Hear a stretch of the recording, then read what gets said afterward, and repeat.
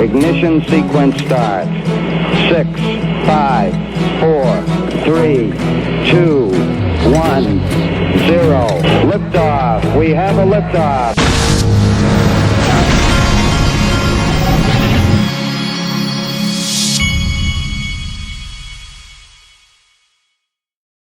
This is the Digital Asset Investor, and boy, are things getting interesting around the internet with regard to Wall Street and crypto and digital assets and the whole thing. It's getting very interesting, and there's a lot of what I would call tweaking going on, a lot of misdirection. And I'm going to direct the direction. I'm going to bring you back to center and focus you in on what's really important and the big picture and what's really going on, in my opinion. So let's start here. Seiko Carmona sent me this. Okay, now I've met Alex Mashinsky. He is the CEO of Celsius. He's one of the smartest guys that I have met in this space. He is the right way to say it would be he's anti the financial establishment, whatever. Well, guess what? So am I. I hate what I've seen the powers that be in Wall Street do to all of us out here over the last 15 years and even longer than that. I hate what they did in the financial crisis, the bailouts. I hate what the establishment represents. I do. But where I depart from the Alex Mashinskys of the world and the Bitcoin Maxis and all of them is that I was 46. Now I'm 47 years old. Okay? 47 years old. At age 47, I've been around long enough to know that the powers that be are not going anywhere. As Brad Garlinghouse has said before a Bitcoin or any currency replaces what the governments control, they will bring out the tanks and the guns. Okay, you can, as a young man, maybe I've said this a lot of times, at age 18, maybe I would have been a down with the banks guy, but I've been around, and that's not happening. Okay, you need to go ahead and get that in your heads, folks. Especially you young people out there, go ahead and get it in your mind. Go ahead and accept it.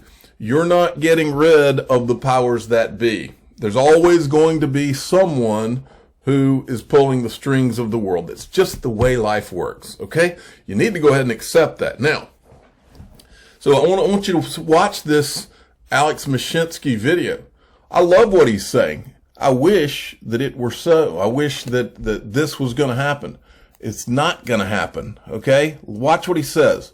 Well, I can tell you that when I built the first VoIP gateway, I didn't go to AT&T and say, oh, let's all work on it together, kumbaya. Let's keep charging people $3 a minute for their phone calls where they try to call their parents or their loved one overseas. This was war. It was about dismantling the TDM network and replacing it with VoIP. Now we're going from VoIP to MoIP, money over IP, and we have to dismantle the banks. I'm happy when I see, just like the phone companies, AT&T used to have a giant building on Madison and 51st Street. Do you guys remember it? It's now the Sony building.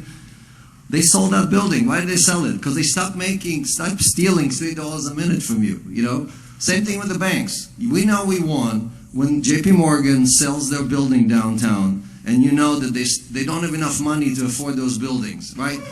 That's what we need to do. So, kumbaya, let's work together with the existing financial institutions. Fuck that. All right. And that sounds great. And I agree with him. I wish that was the case. But it's just not going to happen that way, folks. It's not. The sooner you realize that, it might be better for your pocketbook.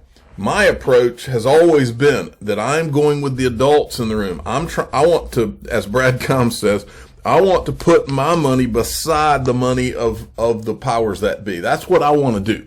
That's the smart play. It's not to think that it's going to be down with the banks. If you think that, just watch. I mean, let me tell you what, I can feel it. There is a crackdown coming, and it's almost like there's the XRP SEC thing is a diversion. They're like, oh, look at that. And meanwhile, that's not where the crackdown's coming. The crackdown's going to come on any of these people that think that it's going to be a digital currency and somehow it's going to get rid of banks and all that, that is insane. Not going to happen. They're going to figure out a way to harness all of this. They're either going to harness it or they're going to destroy it. Okay? And I think they're going to I think that digital assets are going to be a thing, but they've got to harness it. Okay? So let's move along. And this video should be pretty eye-opening to some of you out there. Okay. I thought that, and Heyo Seiko Cardamona sent me this as well. This is a good thread on that really goes into detail on what happened with the GameStop. And it's important because this is part of the reason crypto is going up today. And I want you to all understand this. As of yesterday, until I read this thread, what was being said on CNBC and everywhere else, and the gist of it was, okay, so some hedge funds were shorting GameStop, and so out of spite, more or less, this group on Reddit, Wall Street Bets, decided they were going to go and they were going to short, they were going to long Netflix in mass and thus kill the hedge fund. Well, this thread presents a different way, because if you looked at the news yesterday, what they were saying on CNBC and all these other places is that they were presenting it like the hedge funds were shorting GameStop because GameStop was a dying company. But if you read this thread, this guy is a guy who was in the Reddit thing monitoring this for the last year or so. And basically what he presents is that there was a guy on Reddit that goes by a dirty name, Deep F Value, okay, that had started to do this long back in September 2019. But he started longing GameStop, or he started floating the idea because he had actually looked at the financial statements of GameStop, and it was not a fledgling company, and that they had, the way I read it, they had plenty of cash. They were in a good position, which would mean that the reason these guys on Reddit decided to long GameStop was two reasons. One, because what the hedge funds were trying to present to the world, going on these channels and saying they're shorting it because there's something wrong with the company, was a lie. And so the first reason was because that was a lie, but the second reason would be to teach them a lesson that you don't go and try to destroy a company because you want to. And this rings, when I saw this, it rang true with me a little bit, because last night I was watching Tucker Carlson talk about this issue, and he was using as an example, I think the guy's name was Bill Ackerman, who's a hedge fund guy. And he showed a clip where Bill Ackerman, I think he was targeting the airlines, where he went on and really had a freak out session. I remember this because I saw it a few months back when all of this current events was going on and the airlines were fled. I think it was the airlines. But anyway, this guy goes on TV and literally, I mean, it was almost like he was trying to freak out the markets over the airlines. And it turned, and what Tucker Carlson, the point he was making is that he thought, he was inferring, I'll say, that Ackerman was shorting these things and then going on TV to try and get people to start selling so that he would make money. Now, if that's what is in play here on GameStop, then and the irony is that the Wall Street people are trying to look at the Redditors as the bad guys. If this thread right here is true, it's not the Redditors that are the bad guys. They're putting the bad guys in their place. And you've got, and if this guy's correct, the hedge funds are trying to destroy companies for their own gain when there's nothing wrong with the companies, which that should be regulated, not the Redditors. So you've got an interesting dynamic going on. Now, and this is one of the guys who's talking about how we need regulations and all, but it's interesting if you watch this video, Kevin O'Leary comes in and corrects the guy. Who decides what's rational, though, Secretary? I wouldn't want a politician deciding that, or... Well, I think regulators... Bill, you have every not necessarily right. a politician. That's why we have a Securities and Exchange Commission. You have every right to voice your concerns, along with the hundreds of millions of other people that are on social media voicing theirs too. And let the collective decide. That is the definition of the market. The beautiful thing that we call the market, that is the envy of the world, where people raise money and start companies, leave it alone. Let it do its thing. That's exactly what it should be. And this has been the problem all the way back to the financial crisis and before that, is over time in the United States of America and probably many other countries, they have not left the free market alone. If they had left the free market alone in the 2008 financial crisis and let these people fail, then those people would have learned from their mistakes and they would not have thought that they could get away with it again, but they weren't taught their lesson. They should have let them all fail, and this economy would be built up from that by now if they had let those people fail. Let them fail, let them learn from their mistakes, and whoever, I don't care if it's JP Morgan, let them fail. Let them fail. Failure in my life, my failures, that's what has helped me more than anything, is learning from my failures. Without failure, you can't have any real success. You can have fake success. You can have money printed success where the Federal Reserve's in bed with JP Morgan or whoever, and you can have them where they're making phone calls behind the scenes and say, hey, don't worry, I got your back. You can have that kind of temporary success. Or if you want to have real success, fail and build up from your failures and do it again and do it smarter this time. That is what life's all about. Okay, now, moving along, I want to show you what all is going on in these markets, because I told you yesterday I had a feeling, and I do have a feeling, that the result of this GameStop thing is going to be that a lot of people, because this is rooted in a distrust, and I believe that distrust comes all the way from the financial crisis to today. I believe that's what crypto has represented to a lot of people, including myself. And I believe the distrust that's being highlighted through this GameStop thing is going to begin to drive people to crypto.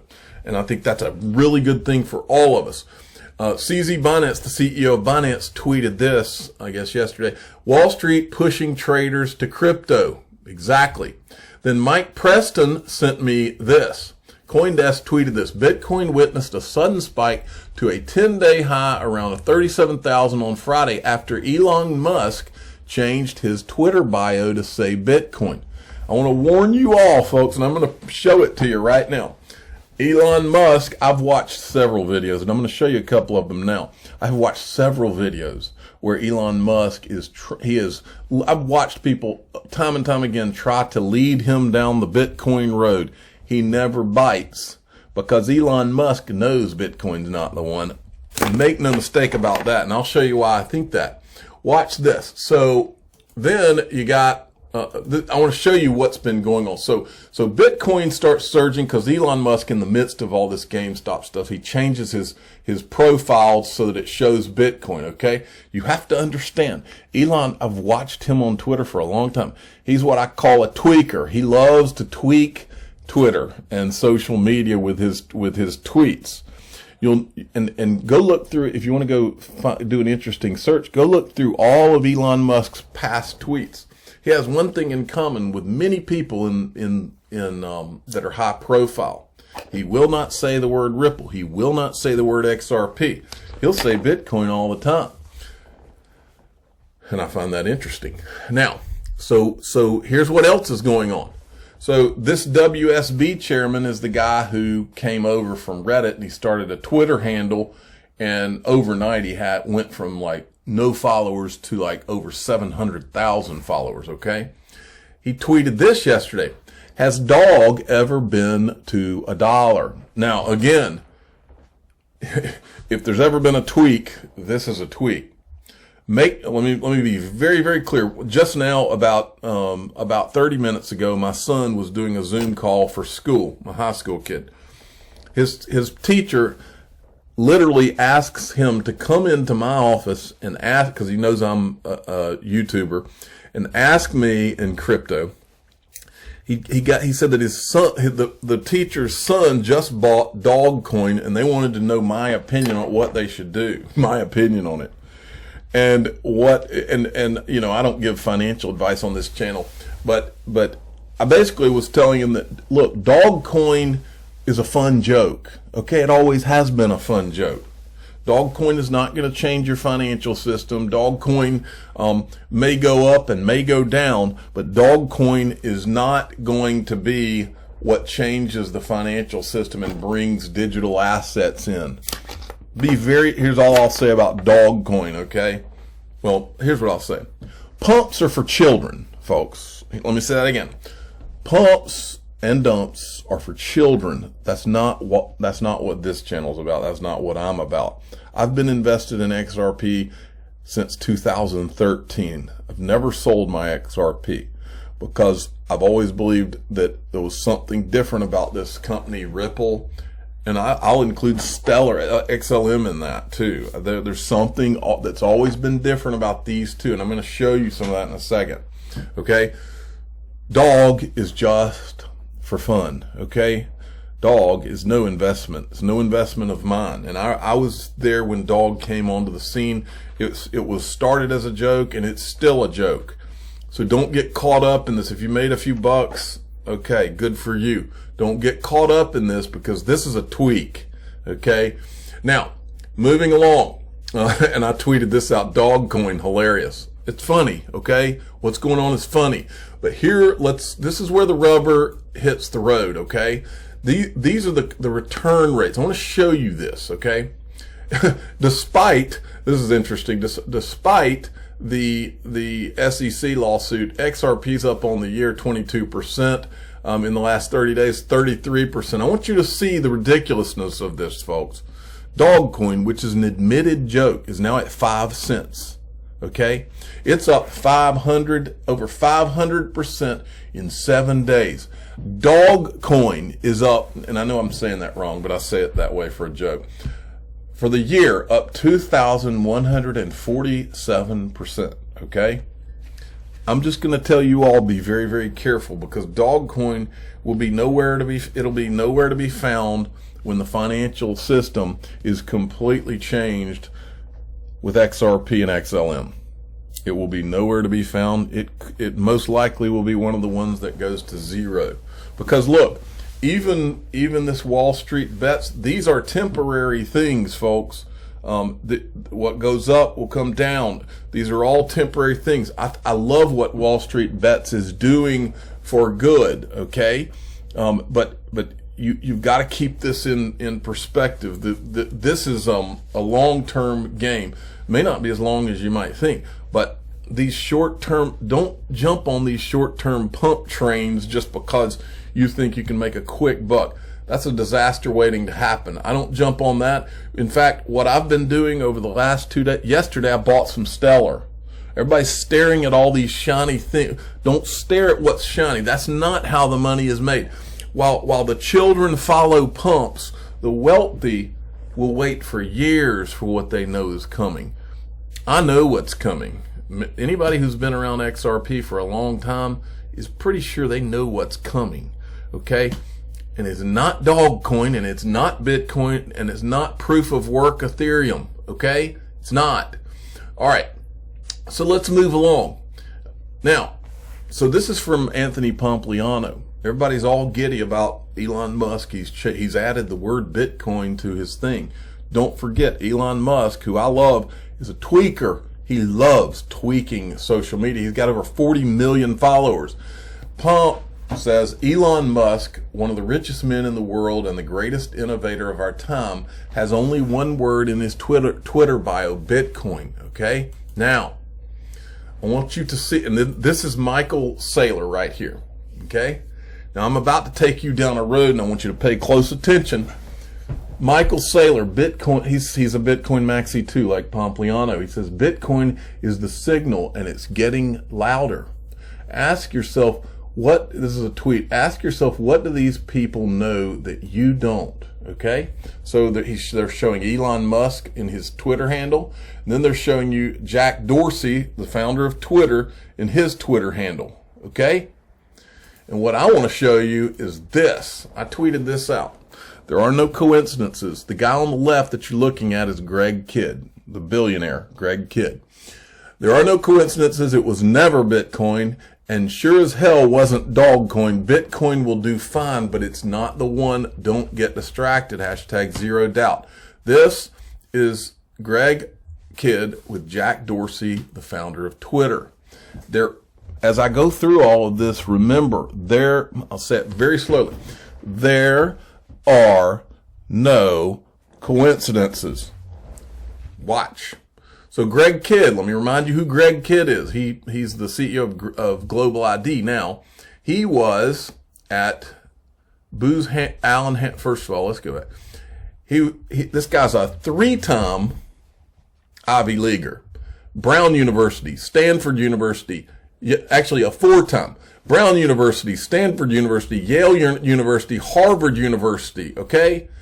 Do I need to draw you a picture, folks? Does my son need to come out of picture drawing retirement and draw you a picture? This guy, it's important that you understand, Greg Kidd always refers to himself as Forrest Gump, right? Well, Forrest Gump is a fictional movie, right? Greg Kidd is not a fiction. Greg Kidd calls himself a real-life Forrest Gump that just happens to pop up. If you remember the movie Forrest Gump, he happens to be running across a field where the University of Alabama is practicing and outruns one of their wide receivers, and then he happens to get on Alabama's team. He just happens to be there at a moment when they were letting kids in the school, letting black kids in the school at University of Alabama or whatever. He just happens to be in all these places where these historical events happen, okay? Greg Kidd just happens to be in all of these places. He happens to be at a card game where he finds out about Ripple, and he said in when I talked to him that it was like Moses coming down. He just happened to be there.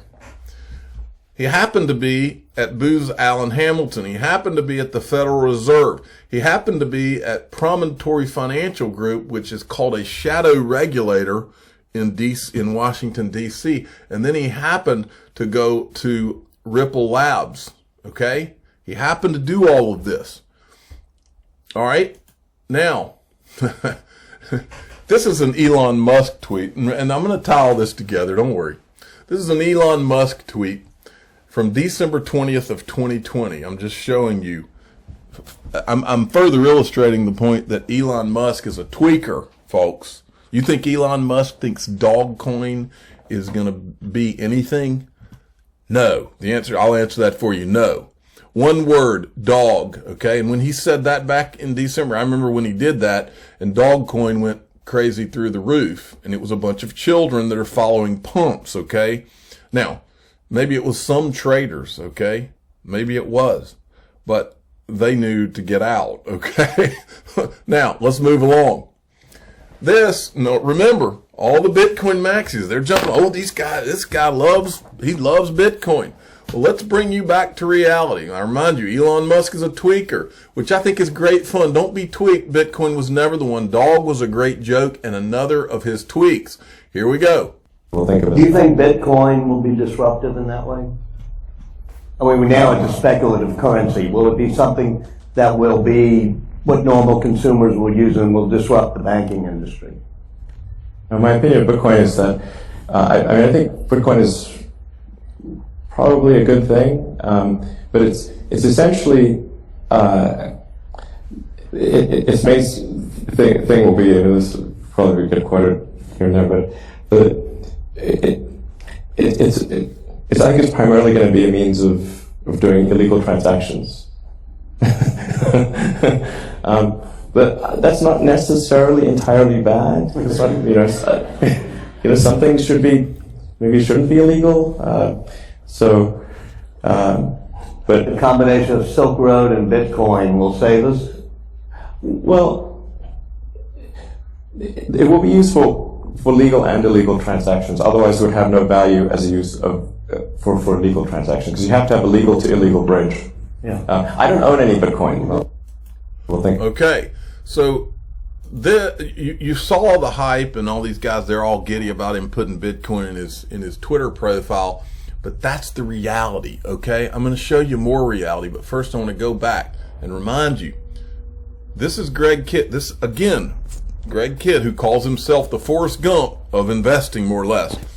He just so happens, just by coincidence, just happens to have Jack Dorsey, the guy that founds Twitter, just happens to be in his backyard taking care of his kids and all this. That's the story, right? So there's Elon Musk. Now, I want you to listen at the beginning of this video what they say about Elon Musk. I think they refer to him as I think they refer to Jack Dorsey here in this video at the very beginning. Although, given your history in the payments ecosystem, it would be... There's two things there. First, your history in the payment system, in the payments industry. Do not forget where Elon Musk, where his roots are. He was one of the founders of PayPal. There are no coincidences, folks. He's one of the founders of PayPal. Very interesting to know if you agree with Jack, and there is going to be one native cryptocurrency. If you agree with Jack, that is Jack Dorsey, is my understanding, who they're talking about. His buddy, Jack. Okay? His and Greg Kidd's buddy. When it comes to the internet, he thinks it's Bitcoin. It's interesting. I have some friends of mine that are really involved in crypto. I mean, I think like the Bitcoin structure was quite brilliant. Yeah, it seems like there's some merit to Ethereum as well, and maybe some of the others. But, I'm not sure, I'm not sure that it would be a good use of Tesla resources to get involved in crypto. I mean, we're really just trying to accelerate the advent of sustainable energy. And, I mean, I think actually one of the downsides of crypto is that computationally, it's like quite energy intensive. So, like, there have to be some kind of constraint on the creation of crypto. So, but it's very energy intensive to create like the incremental Bitcoin at this point. Yeah. It's very energy. He uses the phrase sustainable energy. Where have we, I tweeted this video out, and at the same time, this was a tweet that Ripple just happened to tweet out, an old article of theirs from, I think, last August, or a few Augusts ago, where they're showing about how sustainable the XRP ledger is. Words mean things. There are no coincidences. This guy is talking about sustainable energy, and Ripple just happens to talk about that all the time. And they talk about how Bitcoin is an energy eater, which is what he's talking about right now. By the same time, there were $1.3 trillion worth of transactions in Bitcoin, and we don't see it here because it's not for pizza or Coke. It's business to business in Africa. Yeah. But we think it is business to business in Africa, where it is prohibitively expensive to convert from one nation's currency to another. You have to go through the dollar. But I mean, it really is very important to. It's money over IP for them. It's free transmission of money, and that's really important to opening up the world. And it bypasses currency controls. Yes. Yeah. Yes. Yeah. Yes. It's well, and paper money is going away. Yes. And crypto is a far better way to transfer value than pieces of paper. That's for sure. Without a doubt. That has its pros and cons. Just to clarify, Tesla's not going to start selling Bitcoin anytime soon. Tesla is not going to start selling Bitcoin. Now, let me remind you of something. Do you remember PayPal Galactic? PayPal Galactic was floated. It says PayPal announces its intention to become the way you pay for things in space. Now, so PayPal Galactic, remember, he was one of the founders of PayPal. This was put out in June of 2013. You can't watch the video now that somebody's taken it down. But if you look in this, it says, with human access to space to expand as companies including Virgin Galactic and SpaceX, led by PayPal co-founder Elon Musk, prepare to offer commercial space flight for anyone who can afford it, PayPal has jumped on the next important question: just how interstellar commerce will work. Interstellar, that's an interesting word. And remember, while I'm here, they're talking, first of all, Elon Musk is not, first of all, PayPal Galactic, that whole conversation just disappeared, okay? Well, they're talking about interstellar commerce, which, that reminds me of something. Announcing Interstellar, Lightyear has acquired Chain and is now called Interstellar. They're going to, the merger, they merged, announced it's been acquired by Lightyear, a stellar-focused commercial entity. The merger begins so Stellar's global public ledger, creating an end-to-end solution, So from this, Interstellar was created. All right? Interstellar Jed McCaleb, who co-founded the Stellar Development Foundation and Lightyear, will be the CTO of Interstellar. All right? I'm sure this is a coincidence, right? Interstellar commerce is what they're referring to with reference to this PayPal Galactic. Now remember, when I interviewed Greg Kidd, he said something that I had heard for the first time I ever heard the phrase. He referred to XRP as the first intergalactic currency. That was the phrase he used. And that's an interesting wording, since PayPal, who's never brought this up again to my knowledge, referred to this in 2013, right around the time that Ripple was created, and right around the time that Jed McCaleb left Ripple and formed Stellar, okay? And they're talking PayPal Galactic, and they're referencing Elon Musk, who's creating SpaceX, and I'm sure it's just a coincidence that there's an X in that, and that I think his kid's even named X something or other.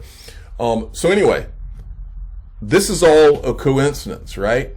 Now, so you got Interstellar. Now let's look at this. Have you ever heard of OpenAI? OpenAI is a artificial intelligence research laboratory, and if you look here, it says the organization was founded in San Francisco in late 2015 by Elon Musk, Sam Altman, and others who collectively pledged $1 billion. Okay? Then you can go to this. OpenAI supporters. We're excited to welcome the following new donors to OpenAI. Jed McCaleb, number 1. So if you've ever been looking for or wondered if there was a tie of Jed McCaleb to Elon Musk, there you go. All right, and then there was this. Jed McCaleb, go down this right here. Jed McCaleb started Ripple, and then he went and formed Stellar. 2014, he co-founded the nonprofit organization Stellar Development Foundation with Joyce Kim. The organization debuted on July 31st, 2014, and received $3 million. $3 million loan from the technology company Stripe. Right? The technology company Stripe. What does Greg Kidd have to do with all of this? Listen to this, 110 to 235. Like Uber, learned a lot. By the way, go give Thinking Crypto a subscribe. This is an interview for Thinking Crypto and Greg Kidd from January 4th, 2021. About text messaging and payments. There's a young kid named Jack Dorsey that hacked into that. He was very interested in Dispatch. We took that company public like 20 years ago. I did some time back in public policy at the Kennedy School, went to work for the Federal Reserve and the payments group. That's really where I got that regulatory background and a feeling of how Washington, D.C. worked, not just Silicon Valley and New York. I think Jack got a license as a massage therapist. He came back out to work with me, and he took those ideas that we had about text messaging just to bite messengers, built a little company called Twitter, which I was fortunate to be around when he was in the backyard. And then Square was a startup, another sort of an empowerment startup. Twitter was like the democratization of publishing. Square was the democratization of who could take a payment.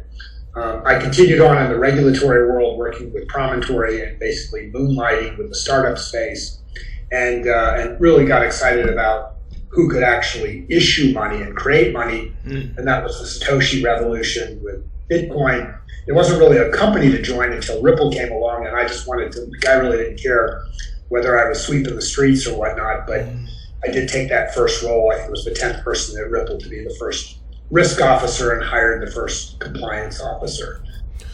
I'm the digital asset investor. I'm not an investment advisor. This is for entertainment purposes only. Please subscribe, hit the like button, and ask your friends and family just how many coincidences do they have to see before they understand that there are no coincidences. Thank you for listening.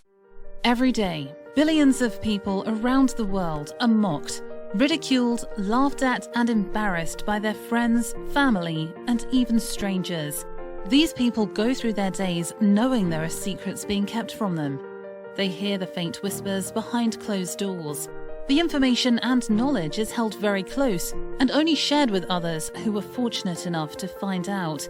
Feeling lost, rejected, and ostracized, these people give up, never finding out what digital assets the digital asset investor holds. But there is hope. Join the free Digital Asset Investor email newsletter and find out what digital assets he owns each month, including investments he's considering. Click the link in the description of this video or go to digitalassetinvestornewsletter.com. Put an end to your days of gloom and depression. Join the greatest free digital asset email newsletter ever created.